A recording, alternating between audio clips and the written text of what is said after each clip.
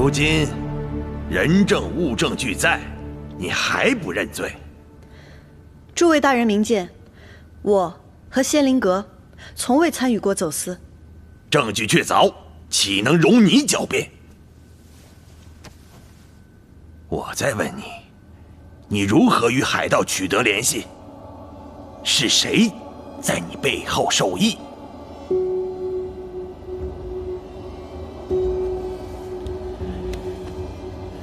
你不说，自然有人来说。来人，带人杖。堂下何人？美女是仙灵阁的绣娘张氏。绣娘张氏，且把你的所见所闻如实招来。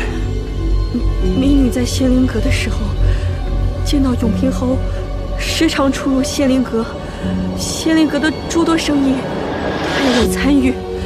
这次的绣品走私一事，也是永平侯主使的。张姐姐，你怎么能撒谎呢？他们是不是逼你？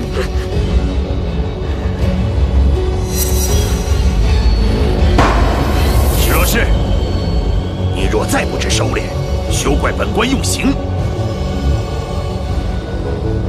阁老，两位大人也听见了，本官提议彻查永平侯和徐家，以明真相。李大人，仅依据一人之词便下此定论，是否太草率了？永平侯既与此案有关，不如咱们先听听他如何辩解。陈阁老言之有理，永平侯，请。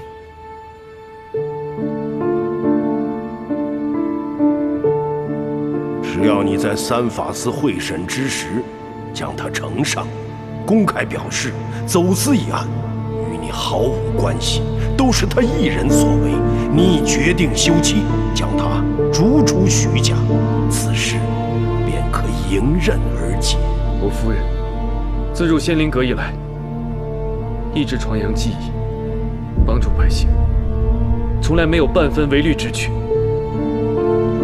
此案疑点甚多，各位大人，请看这绣娘身上的伤，说她屈打成招，也未可知。屈打成招？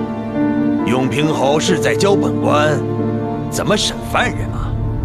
犯人拒不招供，本官有权刑讯，更有责令真相大白于天下。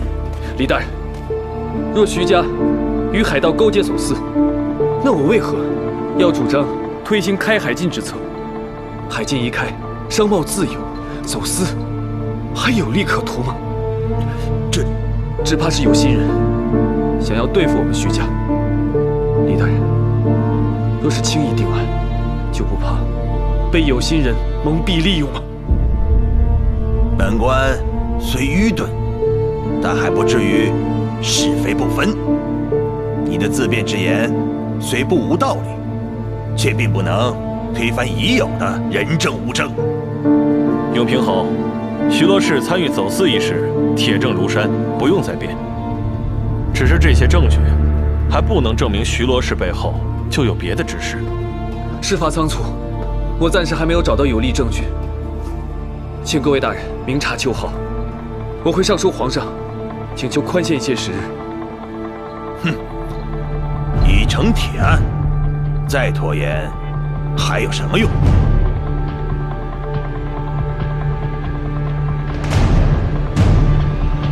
我有此案重要证物。大人，我有此案重要证物。堂下何人？给我轰出去！慢着，不如我们就看看究竟是何证物。呈上。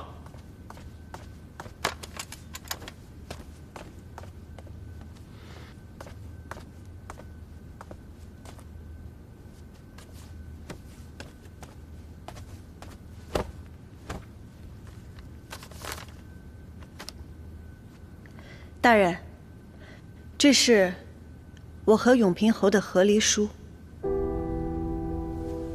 师娘，公堂之上，休得胡言！你何时与永平侯和离？不过是想趁机将永平侯撇清干系。徐罗氏，你此言是何意？这位大人，和离书当然就是和离了。也就是说，我罗十一娘如今已不再是徐罗氏，上面有永平侯的签押和手印。大人若是不信，仔细看便是。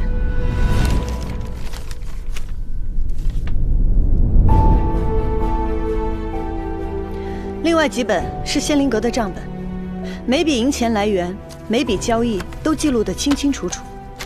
仙灵阁是我个人私产，我和他合立以后，那仙灵阁跟他就更无关系了。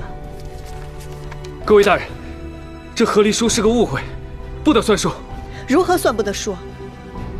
签押手印皆在，岂是儿戏？十一娘，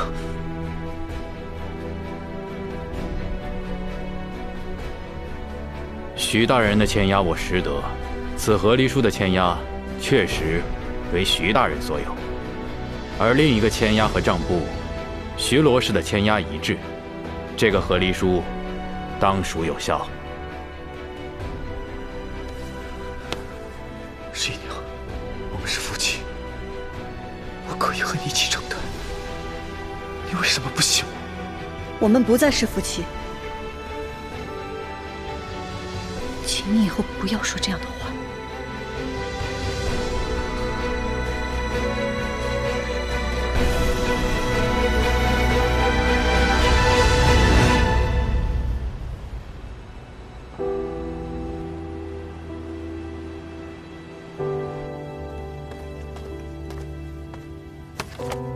禀告各位大人，账簿均已核实，仙灵阁和徐家并无银钱往来。这些东西确定没有造假？回大人，账目清晰明了，和离书也确有双方签押手印。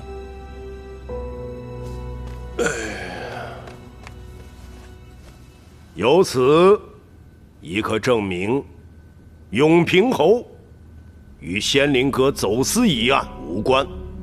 此事，本官必当禀告皇上。朝廷重臣不容污蔑。